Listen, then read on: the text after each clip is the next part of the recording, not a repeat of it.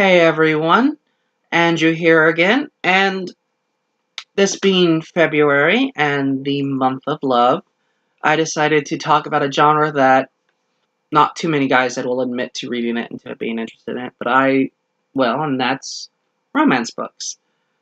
And if I'm going to talk about romance books, I guess I should start where I started. Oh boy. The first romance book for this month, and the first one that I ever read, was Nerd in Shining Armor by Vikki Lewis Thompson. Yeah, I don't know what about this one appealed to me. I know that I stumbled on it at a Borders bookstore when I was in middle school, I'm going to say. I was just wandering through Borders. It was right before a trip, I remember, and they had that big table in the front of the store that had all the new top bestsellers, and I stumbled across this. And I looked at the cover, and the cover's just, hot girl, nerdy guy. It's like, something about it just intrigued me. And probably because I'm a nerd.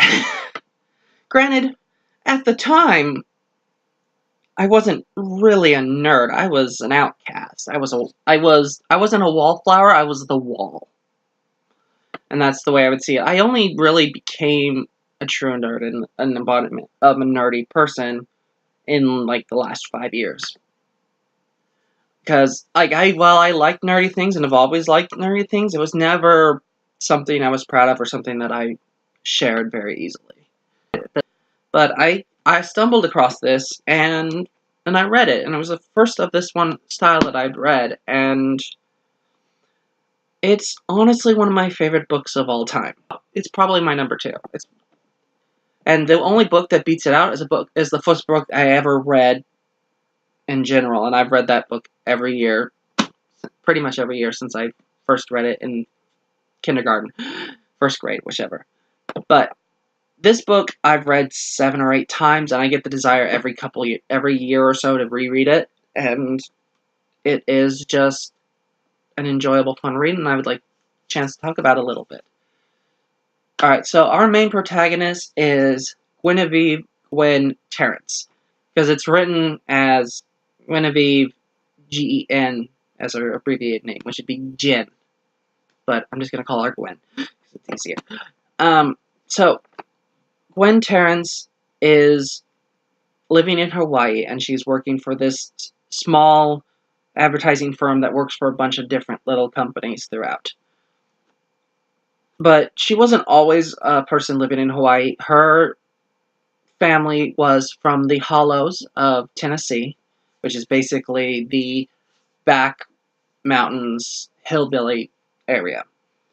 And she grew up basically with no electricity, very little things.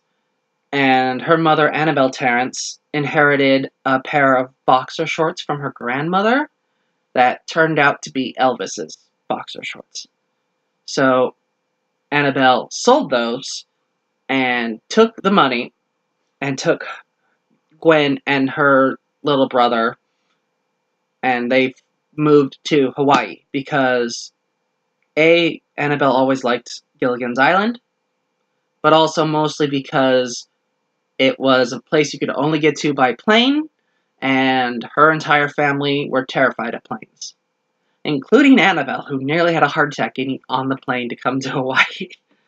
And it was like, I'm never getting on another one again. So, Gwen has been working at this ad firm and has developed a major crush on her boss, Nick Brogan. And Nick Brogan is let's just say he's described as a character who is the kind of person who will do things that would normally be sexual harassment, but because the girls are into it, it is not. Yeah. And Nick has this thing where he will go off to some of the smaller companies throughout the islands, and he will take a female secretary or member of the staff with him, and they will usually end up having a one-night stand. And Gwen has maneuvered her way so that the person that he's going with this time is her, because she believes and is certain that she can woo this into a long-term relationship, that she can change him, that she can make this a work. There's one little snag, And that is that the boss of the company, Matt Murphy, has ordered the head of the IT department to go with Nick and Gwen, and his name is Jackson Farley. And Jackson Farley is a major nerd. Surprisingly has a very ripped body because he's one of those nerds who works out to think. Yeah, this is an author that writes that a lot. Like, this is the first of a series. I'm not going to talk about the rest of the series, other than maybe pick out one or two that's worth reading and some that are not. But she does have a theme that tends to run, which is they tend to be nerds with abs. So, Gwen goes home and packs up this old, beat-up pink suitcase because it's the only suitcase she has. And her mother, Annabelle, doesn't want her to go on this trip because it involves a plane. And she's still terrified of planes. And Gwen's like, don't worry about it. Nick's a licensed pilot. He's going to fly, so it's going to be fine. Next morning, Gwen, Nick, and Jackson take off and are heading towards this company on one of the smaller islands. After a couple hours in the flight, Gwen notices, hey, something's wrong. That sun's not in the right place. We've been going the wrong direction. And Nick's like, no, we're not. We're fine. It's all good. And she's like, and because she's not the dumb bimbo that everyone kind of thinks she is, because she's pretty and young. She has knowledge. She has, from growing up in the hills and having to learn how to do things to survive and this, that, and the other, she knows a little bit more, so she knows that they're going the wrong direction. And at this time, Nick Brogan pulls out a gun and tells them that he's been embezzling money from the company and has it all in an offshore account, and he takes the only parachute and he's like, this plane's gonna crash and they're gonna find you two, and they'll assume I died along with it, and no one will ever go looking for me or that missing money. Bye, and jumps out the plane. Thankfully, Jackson, while not a licensed pilot in any sense of the word, had spent hours on flight simulators, and he's able to get the plane down safely enough that they're able to survive and swim to an island. The book changes here, and it ends up becoming a survival story at this point. It's just about them being trapped on a desolate island, having to figure out how to get fresh water, how to get food, how to build a shelter and a hut for the incoming storm. Thankfully, Gwen's little suitcase, even though that it was so beat up and ugly, was watertight and floated, and they were able to get some supplies, including a string of condoms. Yeah, because you know what she was planning to do with Nick, so. But Gwen's like, yeah, I'm not going to use these. Not with Jackson, who has started trying to do stuff to help them survive, and it's like, she starts calling him Jack, and there's this really sweet, like, building up of a relationship, but weirdly, like, she does more to ensure their survival than he does, because, like I said, she grew up in the hills, so she knows how to start a fire using just a pair of glasses, or what foods are dangerous, what foods are not, how to check for, safe fresh water, things like that. During all this, Annabelle has this weird psychic feeling that something is wrong, that her daughter is in danger. She grabs her son, and they go to the company and are like, you need to call them, we need to know what's going on with my daughter, something's wrong, I can tell. And she runs into Matt Murphy, and he's like, okay, you know what, alright, let me call the company, they're probably there, I'll just call them and see everything's going alright. Calls the company, they've never arrived. Annabelle is freaking out, and it's like, we need to go looking for them, we need to start searching. And Matt's like, okay, well, that sounds a little crazy, but I do have a boat, and it's one of those it's not necessarily a yacht, but it's a nice kind of boat in that sense. So Matt and Annabelle and her son end up going off and trying to find that Gwen, Jackson, and all of them that way. And thankfully, the youngest son has a little bit of that psychic connection too, so he knows that they're not in the direction that the flight plan would have taken, that they're actually going to be in this opposite direction. So they start going off in that opposite direction. Gwen and Jack have managed to build a hut and are getting closer and finding things in each other that they like, and it's revealed that Jackson has had a crush on Gwen since he first met her, but never believes he stood a chance.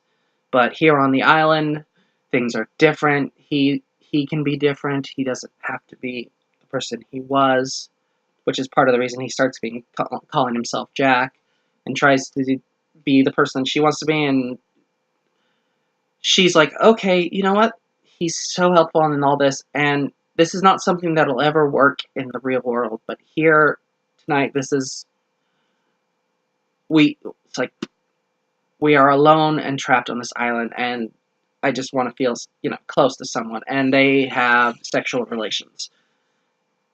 And it's really sweet, well written, well done, and only bad thing about it is that Jackson, having finally gotten to have sex with the girl he likes, does not acknowledge or change the fact that his feet are dramatically close to the fire, and ends up roasting the bottoms of his feet to blisters. So Jackson and Gwen decide that we need to explore the far side of the island, because they've been on this beach side with a sheer mountain cliff part, and they know that there's another part of the island on the other side. So they start scaling the cliffside with Jackson's feet screaming in pain the entire time. They get up the top of the hill and start making their way down to the other side, only to find Nick Brogan, who survives the parachute and has been waiting on this island for his pickup crew. Yeah, and he pulls the gun on them and captures them. Meanwhile, the pickup crew gets spotted by Annabelle and Matt, and they start, something's off with them. Let's follow them, see what's going on.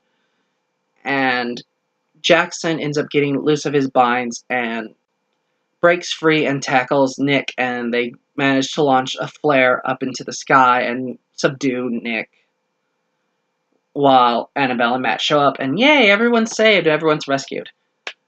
During this, Jackson made a promise to Gwen that's like, I know you don't think that this relationship will last off the island, and I understand that. Give me one date. I promise you, 1 week from now, we go on a date together, and this will be the best night of our lives. And and she doesn't believe he will show. She doesn't believe that he'll keep the interest.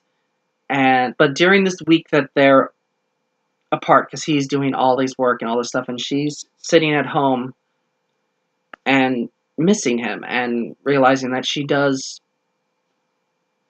care about him, she does love him, and she's sitting on the porch and she's waiting for him to show up, not afraid that he will never will, when who should show up but Nick Brogan.